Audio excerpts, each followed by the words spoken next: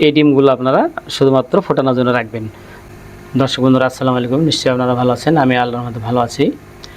তো বন্ধুরা দেখতে পাচ্ছেন আমার এই ইনকিউবেটর মেশিনের মধ্যে এখানে ৮০টি ডিম বসানো রয়েছে। তো আসলে এখানে আমরা একটা জিনিস দেখতে পাই যে ৮০টি বা ১০০টি যে কটাই ডিম দেন আপনারা, অনেক সময় দেখা যায় শতকরা ১০০টার মধ্যে ১০০টাই কিন্তু ডিম ফুটবে না, কিছু না কিছু কিন্তু ডিম আপনার নষ্ট বের হবে। তবে সেই ডিমটা যে ডিমগুলোর বাচ্চা উঠবে না সেটা যদি আপনারা আগেই বুঝতে পারেন তাহলে কি হবে যে আপনার ডিমে তেমন লস হবে না। কারণ হলো বাজার থেকে তো আমাদের ডিম কিনে খেতেই হয়।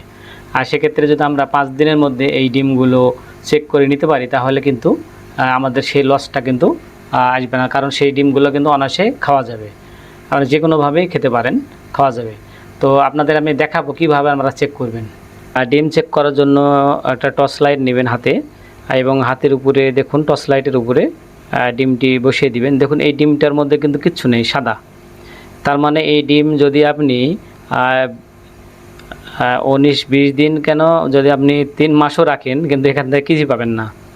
এক কথায় মুরগির ডিম সাধারণত ১৮ থেকে ১৯ দিনের মধ্যেই ডিম বাচ্চা বের হয়। তো এটি যদি আপনি আরও ১০ দিন বেশি রাখেন তাও কিন্তু কোনো লাভ হবে না। আর সেক্ষেত্রে এই ডিমটি যদি আপনি মনে করেন আপনারা কিন্তু এটা খেয়ে নিতে পারবেন, কোনো সমস্যা হবে না।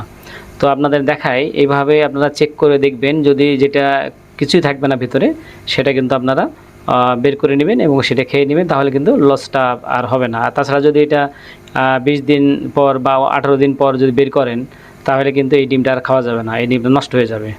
তো আপনাদের আরও ডিম দেখাই।